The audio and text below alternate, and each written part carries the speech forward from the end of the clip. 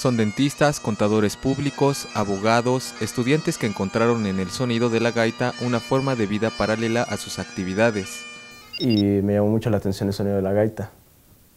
Es un sonido bastante fuerte, emocional, por así decirlo, para muchas personas. Y en cierta forma, para mí, fue como un reto personal de, yo puedo tocar eso, y lo alcancé. Bueno, me gustó los ritmos, cómo los mezclaban y todo.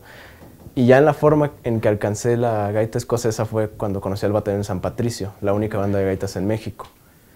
Ellos tienen una historia de cerca de 20 años aquí. No son músicos, dicen, al menos no de formación académica.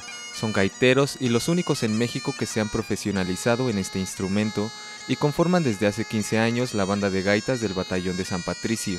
Son todos jóvenes mexicanos que han desarrollado un elevado nivel técnico y musical.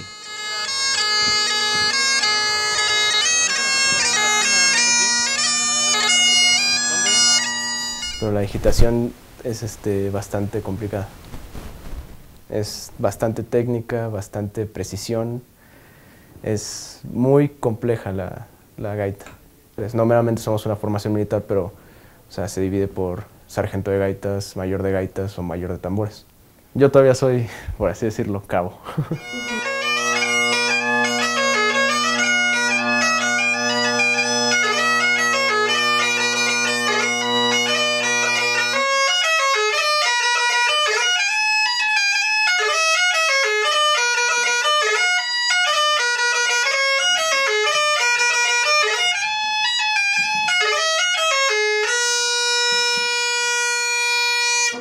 Al principio lo agarran de broma, ¿no? De verlo a uno en falda y, eres niña o cosas así, ¿no?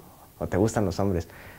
Pero pues se va uno acostumbrando, no a recibir ofensas, pero sí a escuchar ese tipo de comentarios, ¿no? Sí, es usual. Es usual, hay desde chiflíos en la calle hasta, wow, mis respetos, Con imágenes de Esperanza Aurea y Víctor Figueroa e información de Alida Piñón, El Universal.